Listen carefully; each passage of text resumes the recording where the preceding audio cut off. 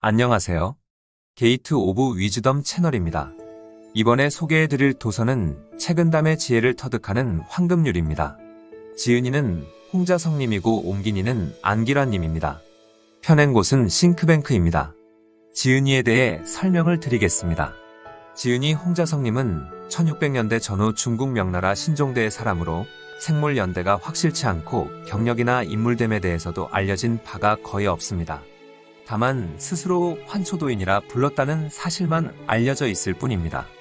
홍자성님의 책은담은 총 359장 전집 225장, 후집 134장으로 된 짧은 어록인데 그 하나하나가 시적 표현이 넘치는 데다 탁월한 대구는 멋스럽기 그지없습니다. 게다가 이야기의 소재도 매우 풍부하고 내용 역시 삶의 구체적인 모습, 인간 심리와 세태를 그대로 보여줍니다. 이것은 저자의 사상이 유교를 바탕으로 도교와 불교 사상을 가미하고 있기에 그만큼 깊은 맛을 주는 것입니다. 따라서 누구라도 자신의 삶을 돌아보고 음미하는 데 적합하도록 되어 있습니다. 그럼 책 속으로 들어가 보겠습니다. 한때 적막할지언정 망고의 처량함을 만들지는 말라. 도덕을 지키는 자는 한때만 적막할 뿐이나 권세에 빌붙는 자는 망고에 처량하다. 다리는 사물 밖의 진리를 관찰하고 사후의 명예를 생각하니 차라리 한때의 적막을 겪을지언정 망고의 처량함을 취하지 말라. 인간의 도리를 지키면서 살아가다 보면 때로 고난을 겪기도 하고 또한 악한 자에게 이용을 당할 수도 있다. 하지만 그건 일시적인 고통일 뿐이다. 한편 권력에 아부하면 몸은 당장 편하게 살 수 있을지는 몰라도 정신은 끝없는 고통 속에 갇히게 된다. 참된 인생을 깨달은 사람은 현실의 안녕에 매달리지 않고 보다 높고 큰 이상을 추구하며 살아간다. 가치 있는 삶을 위해서는 고독해지는 것을 두려워해서는 안 된다. 권력에 편승해서 사는 자는 세상이 바뀌면 그 이름조차 잊혀지고 만다. 그에 반해 평생을 힘들게 살았어도 후세의 존경을 받는 이들이 무수히 많다. 군자의 길을 걸으면서 온갖 중상모략을 당하던 사람이라도 세월이 흐른 후에는 결국 결백과 올바름이 드러나지 않던가. 이 구절은 진정 세상을 어떻게 살아야 하는가를 깨닫게 해주는 대목임에 틀림없다. 군자는 자기의 재능을 드러내지 않는다. 군자의 마음가짐은 하늘처럼 푸르고 대낮같이 밝아야 하나니 남들이 모르게 해서는 안 되고 군자의 재능은 옥이 바위 속에 박혀있고 진주가 바닷속에 감추어져 있듯이 남들이 쉽사리 알게 해서는 안 된다. 신념이 곧은 사람의 마음은 청천백일과 같이 아주 밝고 자신과의 능력이 뛰어나다 해도 겉으로 드러내지 않는다. 그리고 하는 일은 쾌도난마와 같이 명쾌하다. 그래서 남들이 신용한다. 이에 반해 이것도 좋고 저것도 좋다는 식의 몽랑청 같은 사람은 자신의 재능을 남에게 자랑하려 애쓰기에 신뢰를 잃게 마련이다. 그런 사람의 마음 자세는 어느덧 못사람들에게 전달되어 아무리 애를 써도 인정해 주질 않는다. 즉, 지도자가 될 자질이 없음을 스스로 입증한 것이나 다름없는 셈이다. 사기에 좋은 상품은 깊이 갈무리하여 없는 양 가장하는 상인이 뛰어난 상인이다라는 노자의 말이 있다. 사실 훌륭한 학식과 재능을 지니고 있는 사람은 그것을 굳이 드러내지 않더라도 세상 사람들이 자연히 알게 되고 또 인정해 주는 법이다. 지극히 덕이 높은 사람은 그저 평범한 사람이다. 진한 술이나 기름진 고기, 맵거나 단 것은 참다운 맛이 아니니 참다운 맛은 다만 담담할 뿐이다. 신비스럽거나 탁월하거나 기이한 사람이라고 해서 지인이 아니니 지인은 다만 평범할 뿐이다. 자극성 있는 것, 특히 짜거나 매워 잠시 미각을 돋우는 것들은 금방 실증을 느끼게 된다. 또 사람을 깜짝 놀라게 하는 행동은 한두 번으로 족한 것이다. 평범한 가운데 실로 무궁한 맛이 배어있다는 것이 책은담의 철학이다. 우리의 주식인 밥은 담백한 음식이므로 언제 먹어도 실증이 나지 않는다. 이와 마찬가지로 사람 역시 유별나거나 기이하다고 해서 꼭 훌륭한 사람이라고 할 수는 없는 것이다. 오히려 훌륭한 인격자는 그 언행이라든가 자세에 있어 결코 지나침이 없이 아주 평범하고 소박하다. 대연은 우와 통한다는 말이 있지 않은가? 성공 후에는 필히 반성하고 실패한 후라도 포기해선 안 된다. 은총 속에서 재앙이 싹트나니 모름지기 만족스러울 때 일찌감치 머리를 돌려라. 실패한 후에도 간혹 성공할 수 있으니 뜻대로 되지 않는다 해서 금방 손을 떼지는 말라. 인생이란 유의전변한다. 즉, 한치 앞을 내다볼 수 없는 것이 인생이다. 또한 인간이란 습관적인 동물이기 때문에 좋은 상태에 놓여있든 나쁜 상태에 놓여있든 현재의 상태가 그대로 지속될 것으로 생각하기 십상이다. 그러나 그것은 착각에 지나지 않는다. 겨울이 지나면 봄이 오고 달은 둥그렇다가도 이질어지는 것이 자연의 법칙이다. 이 법칙은 인간에게도 그대로 적용된다. 이 점을 늘 염두에 두고 일이 순조롭게 풀려나간다 해도 긴장의 끈을 늦추지 말 것이며 역경에 처했다 해도 쉽게 포기해서는 안 된다. 화려하게 피는 꽃도 한철이요 폭풍레오도 한때라는 생각을 갖고 앞을 내다볼 수 있는 해안을 가진다면 아무리 큰 좌절을 겪는다 해도 힘차게 딛고 일어설 수 있을 것이다. 친구를 사귐에도 반드시 의협심을 가져야 한다. 친구를 사귐에는 모름지기 서푼의 의협심을 지녀야 하고 사람 됨에는 필요한 점에 순수한 마음을 지녀야 한다. 인간관계의 요체는 기브 앤드 테이크에 따른 상호 이용, 이익 교환이다. 그것이 공정하게 이루어진다면 세상은 원활하게 돌아갈 것이라고 여기는 사람들이 많다. 그런데 친구들 사이에서도 꼭 그래야 할까? 아니다. 이해타산을 따지지 않고 보상도 기대하지 않으면서 저 친구를 위해서라면 꼭 힘이 되어주고 싶다는 협기가 생긴다면 그야말로 진정한 친구라고 보아도 좋을 것이다. 진정한 친구 간의 교제를 예로 들라면 관포지교를 들 수 있다. 주인공인 관중은 이런 말을 남겨 오늘날에도 귀감이 되고 있다. 나는 지난날 가난했을 때 포수가와 동업으로 장사를 한 적이 있다. 이익금은 언제나 내가 더 차지했는데 그는 조금도 불평하지 않았다. 그는 내가 그보다 더 가난하다는 것을 알고 있었기 때문이다. 나를 낳아준 분은 부모이지만 세상에서 나를 진정으로 믿고 이해해준 사람은 포수가였다. 높은 위치에 있을수록 낮고 어려웠을 때를 생각하라.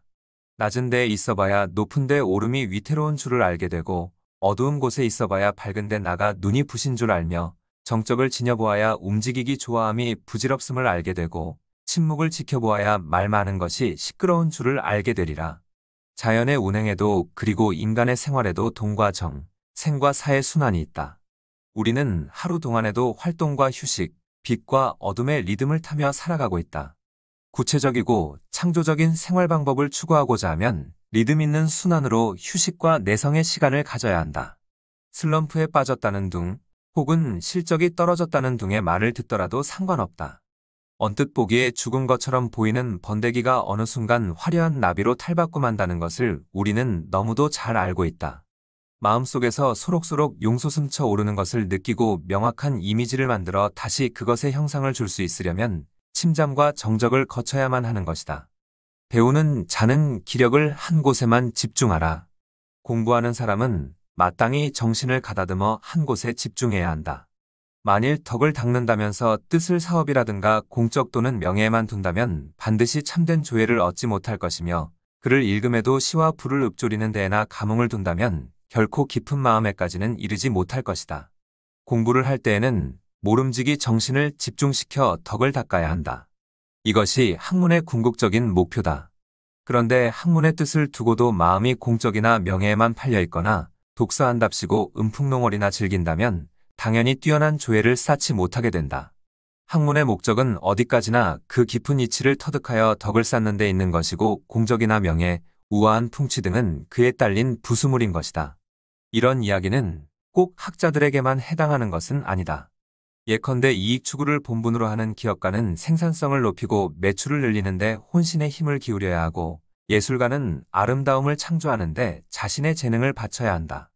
그런데 이런 기업가나 예술가가 자신의 재산 모으기나 세력 다툼에 혈안이 되어 있다면 얼마나 꼴불견인가 말이다.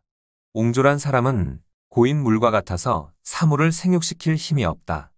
성질이 급한 사람은 타는 불길과 같아서 만나는 것마다 태워버리고 은혜를 베풀 줄 모르는 사람은 얼음처럼 차서 부딪히는 것마다 모두 얼려 죽이며 기질이 옹색하고 고집만 센 사람은 죽은 물이나 썩은 나무와 같아 생기가 이미 끊어졌으니 이들은 모두 공업을 세우고 복을 길이 누리기는 어려운 사람들이다.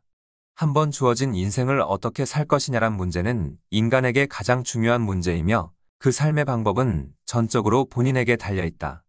호연지기를 키워 국가와 민족, 나아가서는 전 인류에 큰 도움을 주며 살아갈 수만 있다면 더 이상의 행복은 없을 것이다. 그러나 그렇지 못한 인생을 살아가는 사람이 대부분이다. 그 이유는 이기적이고 조급하며 고집이 세고 졸렬하기 때문이라고 저자 홍자성은 날카롭게 지적하고 있다. 차라리 과묵하라. 10마디 말 가운데 9마디가 맞아도 반드시 대단하다는 칭찬은 없으면서 한마디라도 삐끗하면 금세 허물을 탓하는 말이 사방에서 쏟아진다. 10가지 책략 가운데 9가지가 성공해도 반드시 그 공을 치하하지 않으면서 혹 한 가지만이라도 어긋나면 즉시 비난의 소리가 사방팔방에서 일어난다. 그러므로 군자는 차라리 침묵할지언정 섣불리 떠들지 않으며 졸렬한 척할지언정 함부로 재주를 나타내지 않는다. 남이 이루어 놓은 공적은 보잘것없다고 깎아내리고 혹 남이 실패라도 하게 되면 쾌재를 부르며 의기양양해하는 무리는 언제나 존재한다. 그런 무리를 경계하기 위해서는 큰 공을 세웠어도 침묵으로 일관하거나 치밀한 사전 계략이 필요하다. 공을 내세우지 않고 허점도 보이지 않는다면 시기와 비난을 일삼는 무리도 함부로 헐뜯을 수 없기 때문이다. 목마를 때 샘을 파면 이미 늦다. 한가할 때 헛되이 시간을 보내지 않으면 바쁠 때에 쓸모가 있고 고요할 때에 심신이 가라앉지 않으면 움직일 때에 도움이 되며 어두운 곳에서 속이거나 숨기지 않으면 밝은 곳에서 떳떳이 행동할 수 있다. 우리는 타인의 능력을 평가할 때 그 사람이 발휘하는 방점만을 보고 감격하거나 헐뜯기 쉬운데 그런 방법으로는 실상을 파악하기 어렵다. 그 능력이 어떤 과정을 겪어서 축적되었느냐 하는 충전의 과정을 치밀하게 살펴야만 비로소 남의 성공과 실패의 참 원인을 알 수가 있는 것이다. 이 원리는 물론 자기 자신의 경우에도 마찬가지로 적용된다. 한가할 때에 허송세월을 보내지 않고 무엇이든지 해놓으면 바쁜 때에 분명히 쓸 곳이 생긴다. 특히 목마를 때 샘을 파는 사람은 이미 때를 잃었으며 또 어리석다는 비난을 명키 어렵다. 움츠리고 있을 때에도 모름지기 뛰기 위한 준비를 착실히 해두어야 하리라.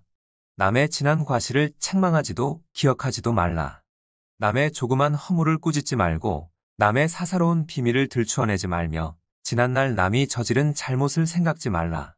이 3가지로 가히 덕을 기르고 또한 해를 멀리할 수 있으리라.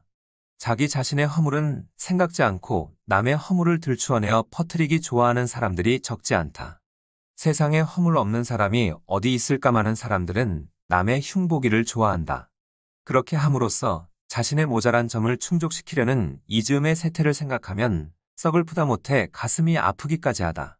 한편 남의 사소한 과실을 시시콜콜 따지고 개인적인 비밀이나 지난날의 잘못을 들추어내는 일 등은 스스로의 인격을 떨어뜨림은 물론 남으로부터 원망도 사게 된다. 결국 해만 있을 뿐 득은 없다. 남의 약점을 캐내고 비난하는 것은 부메랑 효과로 자신에게 되돌아온다는 점을 명심해야겠다. 성공의 싹은 역경 속에서 움튼다. 쇠퇴하는 모습은 곧 번성 속에 있고 자라나는 낌새는 곧 영락 속에 있다.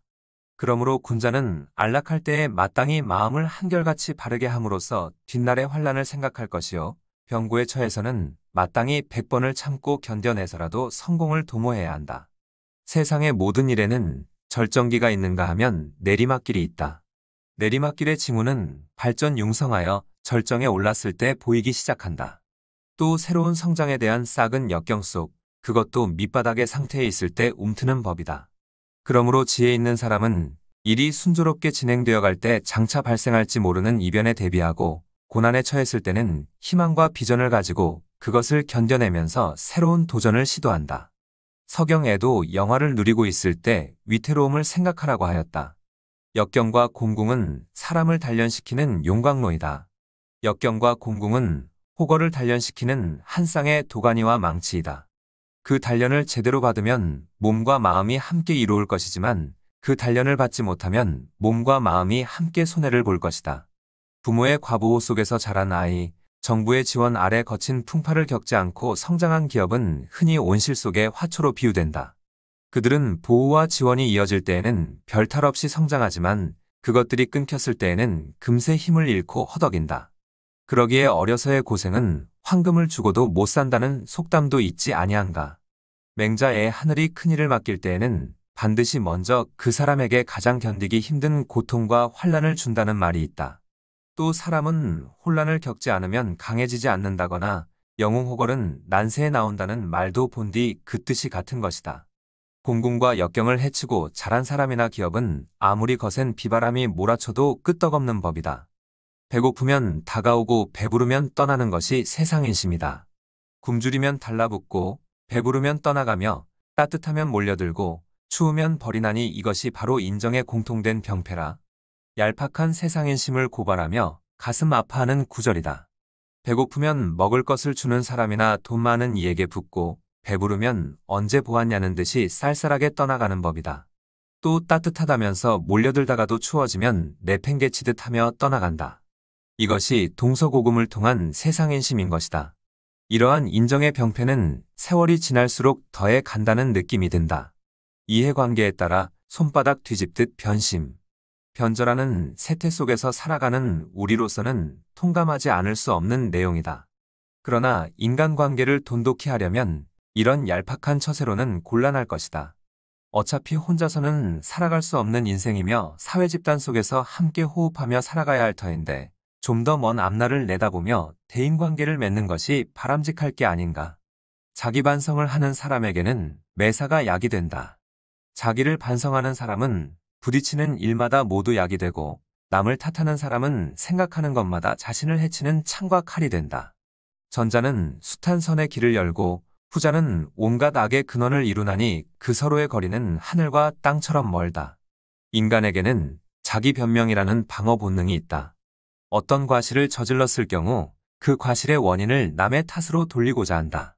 그러나 자신의 실수를 남에게 전가하는 것은 순간을 모면하는 개교가 될 수는 있을지언정 결국에는 자기 자신을 찌르는 창과 칼이 되어 돌아오기 십상이다. 그런 사람에게는 결코 자기 혁신이 있을 수 없으며 따라서 향상이나 발전을 기대할 수도 없다. 반면에 잘못된 그 책임을 자신에게서 찾으려는 사람에게는 자기 발전과 혁신이 따르며 그것이 곧 성공의 길로도 이어진다. 그러므로 자기 반성은 조직의 지도자일수록 더욱 깊고 철저히 해야 할 것이다. 그래야만 그 사람 주변에 유능한 인재들이 모여 성공의 초석을 쌓을 수 있기 때문이다. 옛 친구한테는 우정을 더욱 돈독히 하라. 옛 친구를 만나면 의기를 더욱 새롭게 하여야 하고 비밀스런 일에 처하면 마음가짐을 더욱 뚜렷이 나타내야 하며 쇠락한 사람을 대할 때에는 은혜와 예우를 더욱 융숭하게 해야 한다. 옛 친구일수록 우정을 더욱 두터이 하여야 한다는 것쯤은 모두가 알고 있는 상식이다. 자칫 소홀하게 대했다가는 옛정이 퇴색되고 서운해지는 것은 물론 도저히 이전 상태로 회복될 수 없을 만큼 우정의 깊은 금이 가기 때문이다. 순자 권학편 애독 군자는 친구를 융숭하게 대한다라고 했다. 또 비밀스런 일일수록 공명정대하게 처신해야만 사람들의 오해나 질시를 받지 않는다. 쇠퇴하여 어려움을 겪고 있는 사람에게는 예전에 번창할 때보다 더욱 정중하고 융숭하게 대해야 한다. 그러한 사람을 소홀하게 대하면 덕이 깎이고 들어오던 복도 다시 나간다. 수양을 하려면 쇠를 수 없이 단련하듯 하라. 마음을 갈고 닦는 것은 마땅히 100번 단련하는 쇠처럼 해야 하니 급하게 이룬 것은 깊은 수양이 아니다. 이를 실행하면은 마땅히 3만근의 활처럼 해야 하니 가벼이 쏘는 것은 큰 공이 없다. 전력투구란 말은 원래 야구 용어이지만 모든 힘을 다 기울여 최선을 다한다는 뜻으로 널리 쓰이고 있다. 마음을 수양하는 경우든 사업을 하는 경우든 전력투구하지 않고서는 뜻을 이룰 수가 없다. 명검은 수없는 담금질 끝에 만들어지게 마련이다. 마찬가지로 어느 분야에서든 성공자가 되기 위해서는 그처럼 끊임없는 자기 연마를 거쳐야 한다. 더하여 무거운 활을 다루듯이 혼신의 힘을 다하지 않고서야 어찌 성공자가 될 수 있겠는가. 허심탄회하고 원만해야 성공한다. 큰 공적을 세우고 큰 사업을 이루는 사람은 대개 허심탄회하고 원만하나 일에 실패하고 기회를 놓치는 사람은 반드시 집착이 강하고 고집이 세다. 허원사, 즉 허심탄회하고 원만한 사람은 어떤 고정관념에서 벗어나 안테나를 사방으로 펼쳐놓고 있으면서 풍부한 정보를 수집하고 또 그 풍부한 정보를 바탕으로 통괄적인 판단을 내리게 되므로 오류를 범하는 일이 적다. 그러나 집요인, 즉 집착이 강하고 고집이 센 사람은 자기 마음에 드는 정보만을 취하고 그 외의 것은 잘라버린다. 부하들도 그런 상사가 좋아할 만한 정보밖에 제공해 주지 않는다. 그러므로 판단은 점점 편협해지고 흐려지며 현실에서 유리되어 간다. 허원사 주위에는 뛰어난 능력과 인격을 갖춘 인재들이 모여들어 사업을 이끌어 나가지만 집요인 주위에는 윗사람의 비위나 맞추는 무능한 인물들만이 모여들어 오히려 회방만 한다. 그 결과가 어떻게 나타날지는 불문가지 아니겠는가? 검약이 지나치면 인색해지고 겸양이 과하면 비굴해진다. 검소함은 미덕이나 지나치면 인색하고 잘디잘아져 도리어 정도를 손상시키고, 겸양은 미행이나 과하면 지나친 공손이 되고 비굴함이 되어 꾸미는 마음이 많아진다. 어떤 일이든 간에 도가 지나치면 좋지 않다는 뜻인데 왜 도가 지나치게 되는 것일까? 그것은 목적과 수단이 뒤바뀌기 때문이다. 검약이 가지는 본래의 목적은 재물이나 자원을 낭비하지 않고 있다가 꼭 필요할 때 사용함으로써 사람들의 행복을 증진시키는 데 있다. 이러한 목적으로 검약하는 것인데 너무 지나치면 오히려 인색함이 되어 바른 도리를 해치는 수가 많다. 이것은 목적이 수단으로 변해버렸기 때문이다. 겸양은 인간 상호 간의 존중을 말과 행동으로 표현하는 미덕임이 분명한데 너무 지나치거나 그 형식만을 중시하게 되면 이 또한 비굴한 태도로 비치기 쉽다. 따라서 무슨 속셈이 있지나 않을까 하는 의심을 타인들에게 살 여지가 있는 것이다. 서비스 업계의 종업원들이 하는 접객이 어딘지 모르게 어색해 보이는 것도 바로 이 때문일 것이다. 마음이 조급하고 성질이 거친 사람은 한 가지 일도 이루어내지 못한다. 성질이 급하고 마음이 거친 자는 한 가지 일도 이루어내지 못하고 마음이 온화하고 기질이 평안한 자는 100가지 복이 저절로 모인다. 논어 수리편에 포호빙하라는 말이 있다. 포호란 맨주먹으로 범을 잡는 것을 말하고 빙하는 황하를 걸어서 건너는 것을 말한다. 맨주먹으로 호랑이에게 달려들고 큰 강을 걸어서 건너려는 것은 만용인 동시에 조급함이다. 성질이 조급하니 행동 또한 경박하다. 이런 사람이 어떻게 큰일을 이루겠는가? 심기가 화평하고 침착한 사람은 신중하여 용의주도하게 앞뒤를 헤아림으로 실패하는 일이 적을 뿐 아니라 100가지 복을 모으는 바탕을 지닌 것이다. 자기보다 못한 사람과 견주면 불평불만이 사라진다.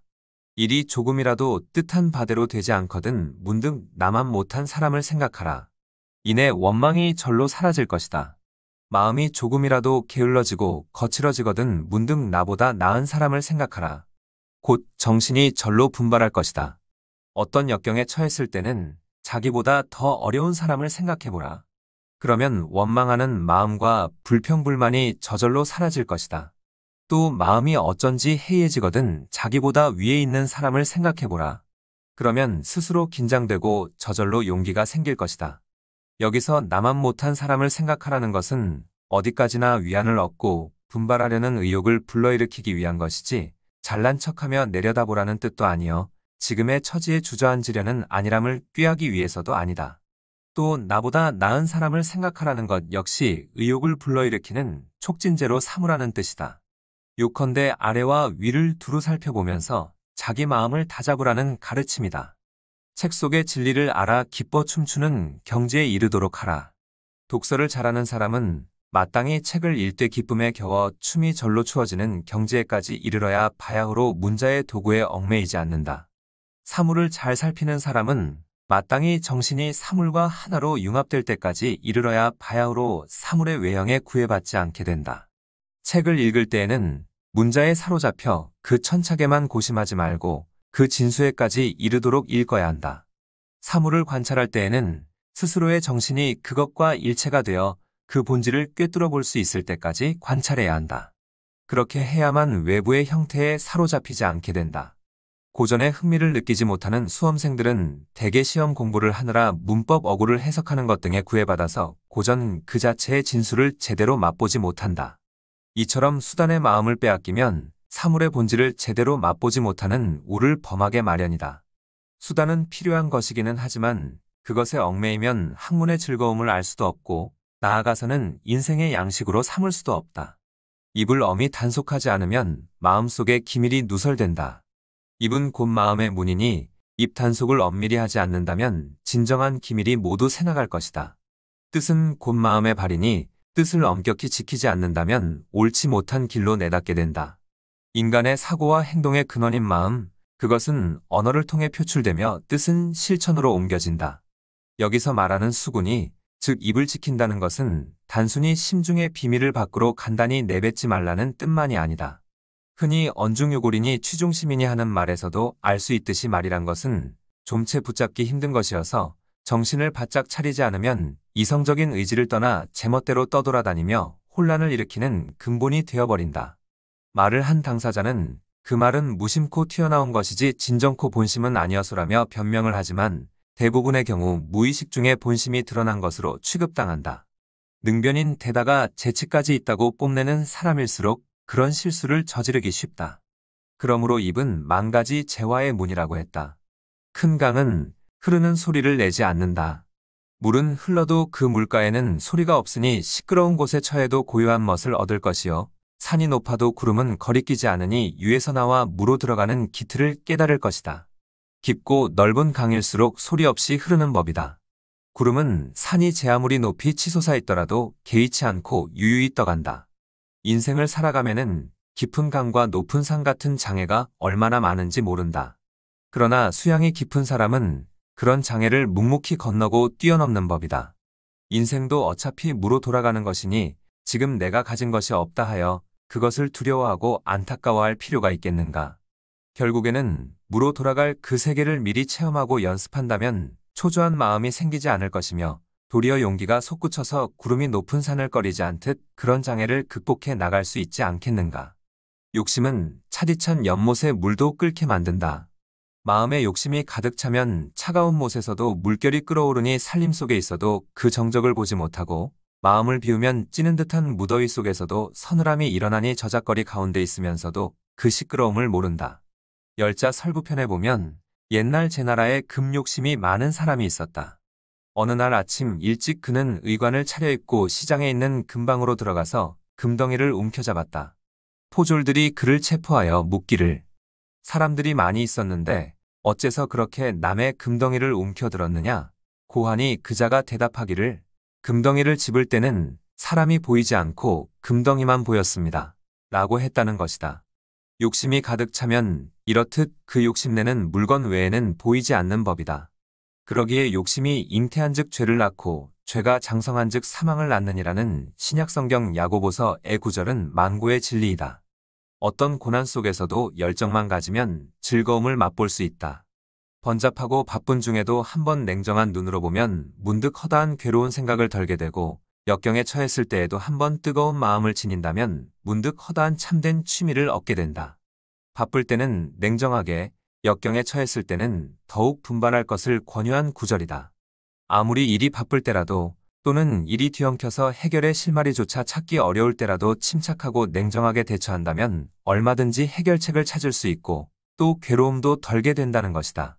공연이 우왕좌왕하게 되면 일을 점점 더 복잡하고 힘들게만 만들 것이다. 역경에 처하더라도 반드시 해내고 말겠다는 강한 의지와 정열만 있다면 결국 해결책이 나오게 마련이다. 문제는 좌절하거나 중도에 포기하는 데 있다. 이런 각오와 임기응변 없이 일을 해내려는 것은 연못구어에 지나지 않으리라. 관 뚜껑을 덮을 때라야 재물이 소용없음을 알게 된다. 나무는 뿌리만 남은 뒤라야 꽃과 가지와 잎이 헛된 영화임을 알게 되고 사람은 관 뚜껑을 덮을 때라야 자손과 재물이 쓸데없는 것임을 알게 된다. 자연의 삶과 죽음은 아무런 장애 없이 담담하게 이루어지는 데 비해 우리 인간들은 그 삶과 죽음의 길에 어찌하여 그토록 장애가 많고 괴로움도 많은 것일까?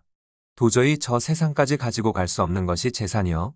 이미 내 품 안을 떠난 자손이건만 그것을 붙잡고 놓지 않으려 안타까워하고 온갖 근심 걱정을 한다. 어차피 후를 털고 빈손으로 가는 것이 인생길인데 그처럼 악착같이 발버둥치며 살아야 할 이유가 도대체 무엇이란 말인가? 살아있는 동안에는 인간으로서의 책무를 다하고 떠날 때는 홀가분하게 떠나는 것이 도리에 순응하는 것이 아니겠는가. 이상으로 이 도서의 소개를 마치겠습니다. 좋은 도서로 다시 찾아뵙겠습니다. 감사합니다. 구독과 좋아요, 알림 설정은 영상 제작에 큰 힘이 됩니다. 겟업 윌슨 채널이었습니다. 감사합니다.